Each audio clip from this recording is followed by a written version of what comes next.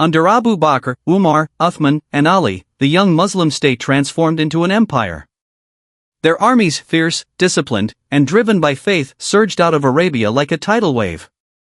Within a generation, Persia had fallen, Byzantium had lost Syria, Egypt, and the Holy Land.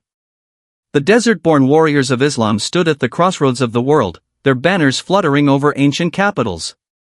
The simplicity of their rule became legend. Umar walking the streets at night, disguised, to hear the troubles of his people, Ali, the scholar warrior, whose words would later echo in both Sunni and Shia thought.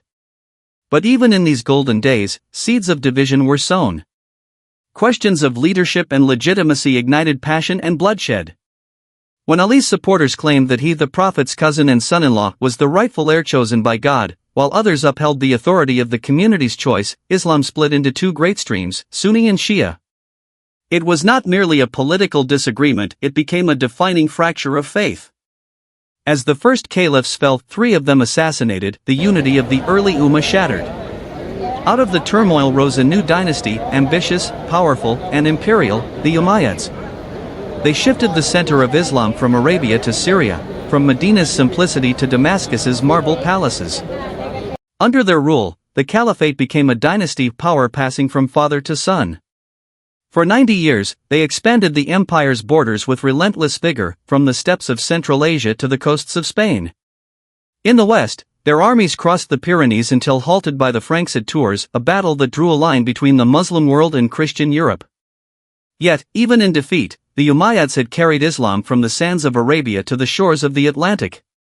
In Damascus, Caliph Abd al-Malik sought to bind his vast empire together.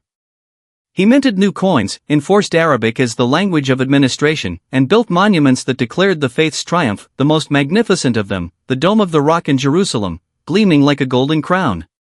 But for all their glory, the Umayyads ruled amid rebellion and unrest. The massacre of Ali's son, Hussein, at Karbala seared an unhealing wound into the heart of Shia Islam, a tragedy mourned for centuries. By the mid-8th century, the Umayyads' enemies rose against them: Persians, Arabs, Shias, and disillusioned soldiers united under a single black banner. The revolution was swift and merciless. The Umayyad family was slaughtered, all but one, who escaped to Spain to found a new dynasty there. In the east, a new power seized the mantle, the Abbasids. In the final centuries of antiquity, when the empires of men had grown old and tired, the deserts of Arabia seemed silent, vast, empty, forgotten. No one looking upon that endless sea of sand could have imagined that from its heart would rise one of the greatest civilizations the world would ever know. The Arabian Peninsula, barren, windswept, caught between the glittering power of Byzantium to the west and the mighty Sasanian Persians to the east, appeared to be the backwater of history. Its tribes wandered from oasis to oasis, bound by blood and poetry, by vengeance and pride. They worshipped many gods carved in stone, their idols crowding the sacred precincts of Mecca. It was a world of scattered tents and rival clans, a world awaiting a voice that would change everything. And then, around the year 570, in the humble city of Mecca, that voice was born. Muhammad ibn Abdullah, an orphan child who would one day speak words that would shake empires. In the stillness of a desert night, in the solitude of prayer, he would receive the revelation that would alter the course of humanity. According to Muslim tradition, he was chosen by God not as a prophet among prophets, but as the final messenger, the seal of prophets, sent to restore the oneness of faith that had guided Abraham, Moses, and Jesus before him. Over the next 23 years, the revelations he received would form the Quran, verses of poetry and law, of mercy and power, a scripture whose language itself seemed touched by the divine. At first, Mecca rejected him. His message of monotheism threatened the city's ancient idols, its merchants, its traditions. He was ridiculed, harassed, hunted. But faith, like the desert wind, cannot be contained.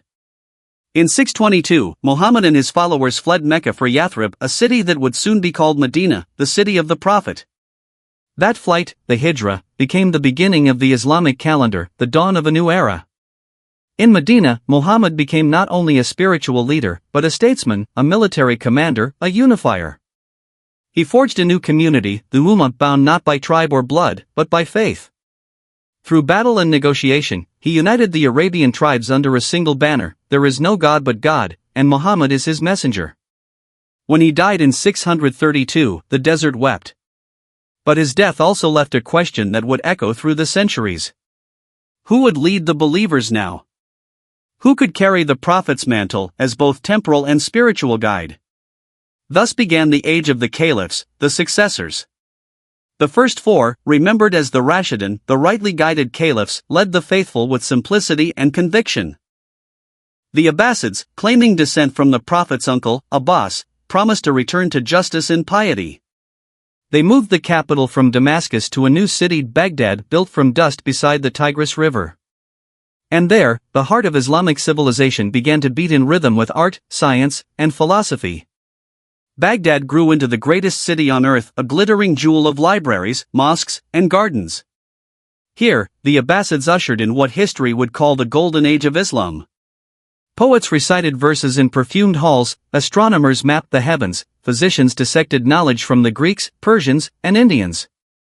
They preserved Aristotle and Ptolemy, expanded on their wisdom, and sent it back to Europe centuries later, lighting the Renaissance. In the House of Wisdom, scrolls from across the world were translated into Arabic, knowledge itself became sacred. Under Caliph Harun al-Rashid, immortalized in the tales of 1001 Nights, Baghdad's court glimmered with wealth and intellect. Harun exchanged gifts with Charlemagne, and elephant lumbered through Europe as a symbol of this distant splendor. But even at its height, the empire began to fray. From the mid-9th century onward, the Abbasids' vast dominion splintered. Local rulers, Persian, Arab, and Turkic, rose with their own armies and ambitions. The caliph, once the world's most powerful sovereign, became a figurehead cloaked in ceremonial robes, his real authority slipping away like sand between his fingers. Yet, the Abbasid name retained divine prestige, a symbol too sacred to destroy. In the west, in Al-Andalus, the Umayyad survivors built a new beacon in Cordoba, a city of learning where Muslims, Christians, and Jews studied side by side. Its gleaming mosque and libraries rivaled anything in the east. Meanwhile, Persia revived its language and pride. New dynasties like the Buyids and the Samanids celebrated Persian culture, poetry, and art, giving birth to masterpieces like Ferdowsi's Shahnameh, the Book of Kings. In 945, the Shia Buyids marched into Baghdad, taking control of the caliph's capital. They did not depose him, but ruled in his name, the shadow behind the throne. At the same time, another Shia power, the Fatimids, rose in North Africa. They traced their lineage to Fatima, the Prophet's daughter, and declared their own caliphate, ruling from Cairo, a city they founded as their radiant capital. For 2 centuries, the Abbasids and Fatimids stood like twin suns over the Muslim world, rivals in power, rivals in faith. But change was coming again, not from Arabia, nor from Persia, but from the endless grasslands of Central Asia. There, the winds carried the sound of hooves and the echo of war cries. Turkic tribes, masters of the steppe, began to move westward, drawn by drought, conflict, and opportunity. Their triumph reached its peak at the Battle of Manzikert in 1071, when they crushed the Byzantine army and opened the gates of Anatolia. Greek lands became Turkish. And on that soil, in time, the seeds of the Ottoman Empire would take root. But the victory at Manzikert was followed by new storms. In 1095, across the Mediterranean, a call echoed from Rome, Pope Urban II urging Christian knights to reclaim the Holy Land. The Crusades had begun. The first Crusaders descended upon a divided Muslim world.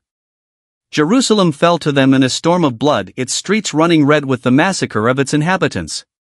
To the Muslims of the time, these invaders from the west seemed like barbarians, unwashed and crude, their zeal blind and their cruelty immense.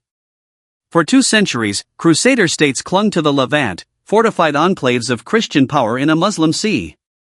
Then came a man who would unite the fractured lands once more, Salah ad-Din Yusuf ibn Ayyub, known in the West as Saladin. A Kurdish general, noble in bearing and relentless in purpose, Saladin rose from obscurity to become the Sultan of Egypt and Syria. He ended the Shia Fatimid Caliphate, restored Sunni orthodoxy, and turned his gaze toward Jerusalem. In 1187, at the Battle of Hattin, his forces surrounded the Crusader army and annihilated it beneath the scorching sun. Jerusalem returned to Muslim hands, not through slaughter, but mercy. The city was spared. Even his enemies would remember Saladin not only as a conqueror, but as a man of chivalry and faith. But beyond these triumphs, dark thunderclouds gathered on the horizon. From the farthest reaches of Asia, a tempest of steel and fire approached the Mongols. They came like a curse carried on the wind. The Mongols, riders from the edge of the world. They swept across Asia like wildfire, burning cities, devouring kingdoms, leaving nothing but ashes and silence behind them. No empire, no civilization, no faith had ever faced such wrath. When they reached the heart of the Muslim world, their fury became legend. In 1258, Hulagu Khan, grandson of Genghis, laid siege to Baghdad, the jewel of 1,000 years, the city of poets and philosophers, the home of the caliphs. For weeks, his catapults hurled stones the size of houses.